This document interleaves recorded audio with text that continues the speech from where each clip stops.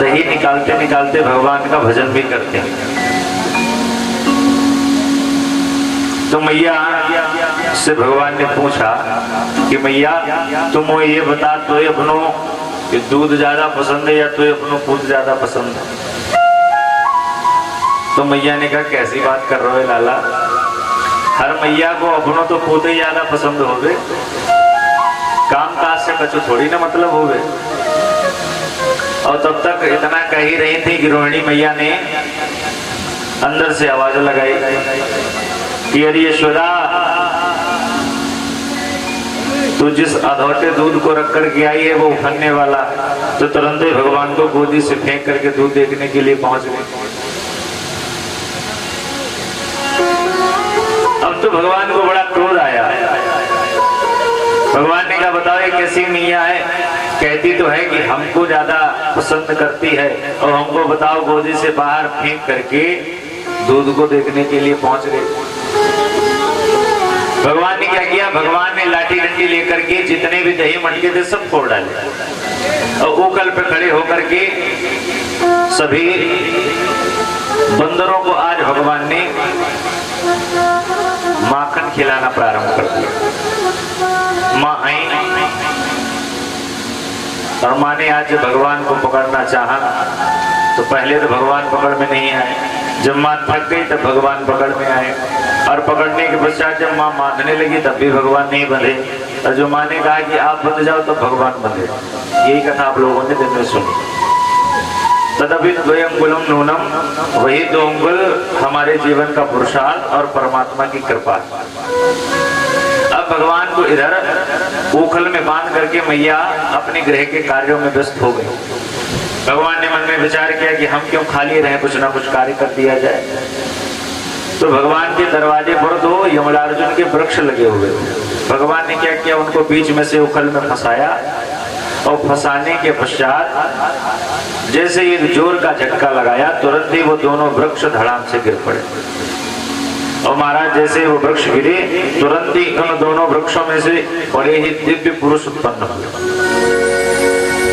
और दिव्य पुरुषों ने प्रकट होकर के भगवान की वंदना करना प्रारंभ कर दिया।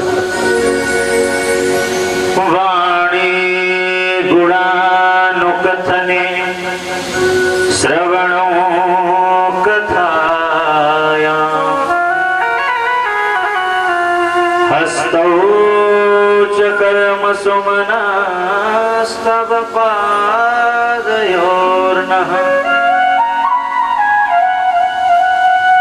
भगवान की पता प्रार्थना क्या करते हैं, हे प्रभु हमारे ये जो कान है हमेशा आपकी वाणी को सुनते रहे, आपने जो वेदों पुराणों में बताया है वो हमेशा हम सुनते रहे।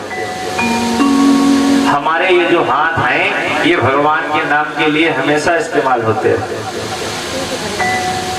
मनस्तव पादयोर्नः, मेरा जो मन है वो हमेशा आपके चरणार बिंदों में लगा रहे, कभी भी मेरा मन आपके चरणों को छोड़ करके कहीं दूसरी जगह जाए ही ना। बड़ी दिव्य स्तुति की। तो परीक्षित जी ने सुखदेव जी से प्रश्न किया, महाराज ये दोनों महापुरुष आखिर हैं कौन? सुखदेव आचार्य जी ने बताया, महाराज ये दोनों पुरुष जो हैं इनका नाम है नल, कुंवर और मणिग्री। ये कुबेर के बेटे और कुबेर के बेटे होने के साथ साथ ये भोले बाबा के गढ़ भी। एक दिन की बात, ये गंधमादन पर्वत पर स्त्रियों के साथ नग्न स्नान कर रहे। नारद जी ने देखा तो स्त्री ने तो कपड़े पहन लिए, जड़ की भांति खड़े रहे। नारद जी ने श्राप दे दिया कि तुम्हारे अंदर लज्जा नहीं है, जाओ जाकर के जड़ हो जाओ। तभी ये वृक्ष बने। अच्छा, इनके अंदर अभिमान आने की सबसे बड़ी बात यही है, एक तो बेटा महाराज कैशियर के, अब कैशियर के बेटे के अंदर अभिमान तो आ ही जाता है। जब पिताजी खजांची हो तो बताओ पैसे की कोई कमी। और ऊपर से भोले बाबा के गढ़, भोले बाबा का गढ़ होना कोई छोटी मोटी बात है। भोले बाबा के सिक्योरिटी गार्ड, पहली बात तो अच्छे खानदान से, दूसरी बात अच्छा काम भी कर रहे हैं, इसीलिए इनके अंदर अभिमान बहुत। नारद जी ने श्राप दे दिया और जब दोनों ने नारद जी के पैरों को पकड़ करके अरुण विनय की, तब नारद जी ने कहा कि देखो द्वापर में जो भगवान श्री कृष्ण जो नारायण है वही कृष्ण बनकर के आएंगे, वही तुम्हारा उद्धार करेंगे। और वही दोनों वृक्ष बनकर के भगवान के दरवाजे के सामने प्रकट हो गए। भगवान ने यमलार्जुन वृक्षों में से नलकूबर और मणिग्रीव को वहां पर तुरंत ही उनको छुटकारा दिलाया। बोलिए बालकृष्ण भगवान की। अच्छा, जैसे जब वृक्ष गिरे तो बड़ी तेज की आवाज आई। बड़े ही पुराने वृक्ष थे। अब ये वृक्ष महाराज नंद बाबा के परदादा के जमाने से लगे थे। अब जब देखा कि आज हमारे बालक के होने के पश्चात ये वृक्ष गिरे हैं तो मन में बड़ी भ्रांति हुई। नंद बाबा ने सोचा कि अब ये जो जगह है ये हमारे रहने लायक बची नहीं, क्योंकि जब से हमारा लाला प्रकट हुआ है तब से कोई न कोई उत्पात जो है वो गोकुल में होता ही रहता है। तो सब लोगों को एकत्रित किया गया। बोले महाराज हम इस जगह को छोड़ करके कहीं दूसरी जगह जाएंगे। तो लोगों ने बताया देखो गोकुल के अलावा भी ब्रज में रहने के कई सारे स्थान हैं, जैसे केहर वन, ताल वन, मधुबन, निधि वन, विविध प्रकार के वन में किसी कहीं भी जाकर के किसी भी जगह जाकर के रह सकते हैं। तो एक गोप ने बताया कि देखो अगर इस गोकुल को छोड़ के ही कहीं रहना है तो हम लोगों को वृंदावन में चल करके रहना चाहिए, क्योंकि वृंदावन का जो वास है वो भक्तों के लिए बनाया गया है। और या यूं कह लीजिए जहां पर भक्तों का निवास होता है वो जगह ही वृंदावन बन जाती है। अब जैसे रघुनाथपुर तो महाराज मिनी वृंदावन है। जैसे वृंदावन में भक्त है वो बंदर है, अब यहाँ भी भक्त है वो बंदर है। ये ना सोच लेना कि हम भक्तों को बंदर बता रहे हैं, क्यों होशियार लोग भी होते हैं दो चार, उन्हें ऐसा लगेगा कि ये बताओ भक्तों को बंदर बता रहे हैं। कहने का मतलब हमारा समझो, वृंदावन में भी भाई खूब बंदर है और वृंदावन में भक्त भी बहुत है। उसी प्रकार से रघुनाथपुर में भी महाराज भक्त बहुत है, उतने ही ज्यादा बंदर भी है। तो आज अपनी जितनी भी गृहस्थी की सामग्री थी सब लोग बढ़िया महाराज बैलगाड़ी इत्यादि पर लाद करके और वृंदावन की तरफ निकल लिए। भगवान को भी बड़ी प्रसन्नता हुई, क्योंकि वृंदावन में बढ़िया हरी हरी घास है, गौ माता खाएंगी और उससे जो दुग्ध उत्पन्न होगा भगवान उसको पी करके बढ़िया तंदुरुस्त बनेंगे। तो आज जितने लोग हैं वो सब अपने आप को लेकर के वृंदावन चलते हैं। तो आप भी अपने मन के द्वारा वृंदावन की ओर प्रस्थान करते हैं। सभी लोग तालियों की सेवा करते हुए हो आली मोहे लागे वृंदावन नीको, आली मोहे लागे।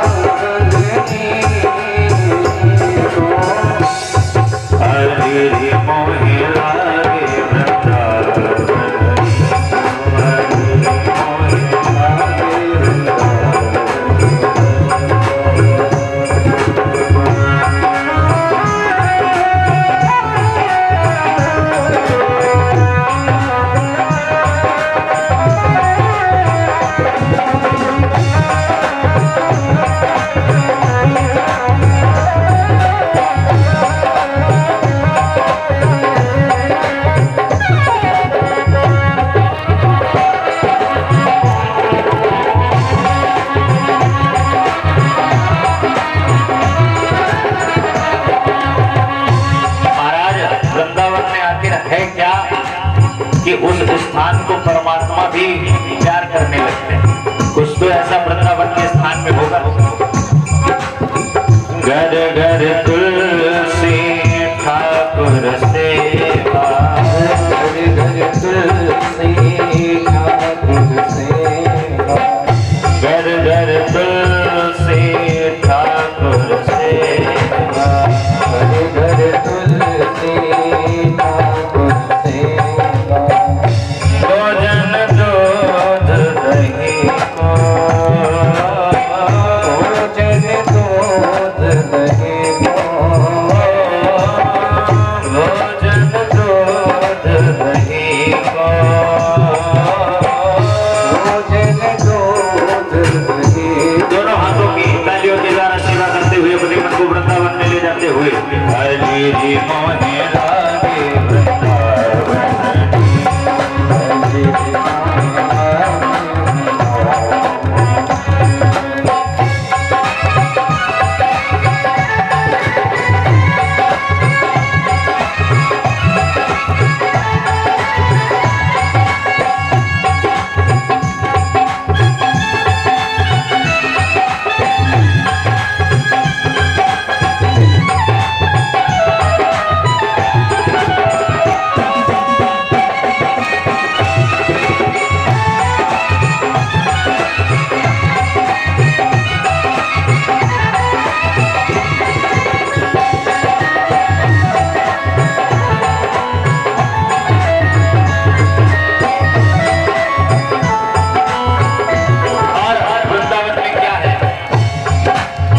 रतन सिंहासन आप विराजे, रतन सिंहासन आप विराजे, रतन सिंहासन आप विराजे, रतन सिंहासन आप विराजे। मुकुट धरो तुलसी को, मुकुट धरो तुलसी को, मुकुट धरो तुलसी को, मुकुट धरो तुलसी को। हरि जी मोहे लागे वृंदावनी को, हरि जी मोहे लागे वृंदावनी को। ओ सीता राम राम राम सीता राम,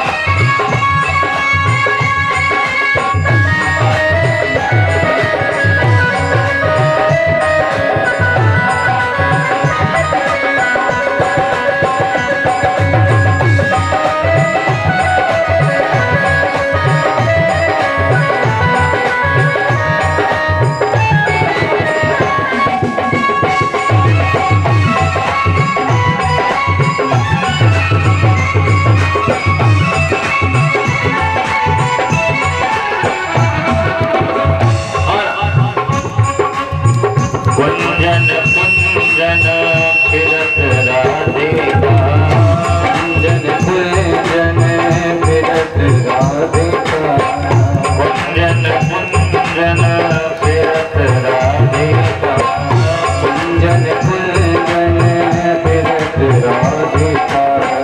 शब्द सुनत मुरली को, शब्द सुनत मुरली को,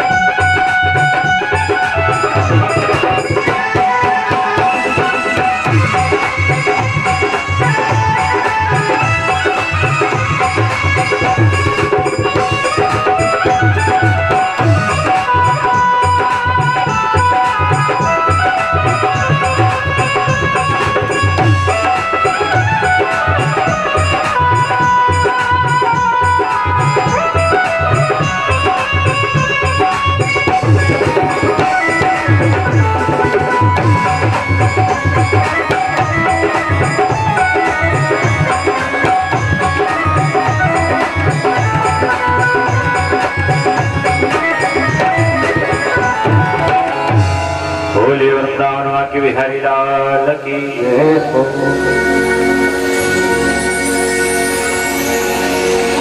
आज जितने भी गोकुल धाम के निवासी हैं सभी लोग वृंदावन की तरफ जाकर के पहुंचे और विविध स्थानों पर अपने विविध प्रकार के ग्रहों को बना करके रहने लगे। अब तो धीरे धीरे कुछ समय व्यतीत हुआ भगवान को। एक दिन की बात है, भगवान अपने समस्त मित्रगणों के साथ लुका छुपी का खेल खेलने के लिए जंगल में पहुंचे। खेला ना लुका छिपी का खेल, हाइड एंड सीक, बचपन में खूब खेले। तुम खेले परिचित हैं? छुपते थे तो ढूंढ लेते थे लोग तुम्हें कि तुम ही चोर बनते थे। चोर है चोर तो बनता ही है, क्योंकि जो बढ़िया व्यक्ति होता है वही चोर बनाया जाता है। चोर ऐसे व्यक्ति को ही तो बनाया जाएगा जो सबको ढूंढ सके। अच्छा, ऐसे किसी व्यक्ति को थोड़ी तो चोर बनाया जाएगा जो किसी को ढूंढ ना पाए। तो क्या हुआ, भगवान को चोर बनाया गया, क्योंकि जो अच्छा व्यक्ति होता है वही चोर होता है। अब भगवान से कहा कि जाओ, जो सामने वृक्ष है इसका आप स्पर्श करके आओ, और तब तक हम सब लोग कहीं ना कहीं छिपते हैं। अच्छा, भगवान गए और इधर जितने भी ग्वाल वाले सब जंगल में आगे की तरफ बढ़े तो देखा अभी तक जंगल में कोई गुफा ही नहीं थी, और अचानक से जंगल में गुफा हो गई। तो ग्वाल वालों ने मन में विचार किया हमको तो छिपना ही है, तो चलो चल कर किसी गुफा में छिप जाते हैं। तो जितने ग्वाल वाल हैं सब उस गुफा के अंदर प्रवेश करने लगे। और ग्वाल वालों के मन में ये हमेशा विश्वास रहता है कि हम कहीं भी जाएं लेकिन कन्हैया हमें आकर के बचाएगा जरूर। अच्छा, जैसे गुफा के अंदर सभी लोगों ने प्रवेश किया तो भाई सांप की जीभ पर चलना प्रारंभ कर दिया। पता है क्यों? क्योंकि ये गुफा कोई साधारण गुफा नहीं है। कंस का भेजा गया एक राक्षस है जिसका नाम है अघासुर, जो सांप बनकर के भगवान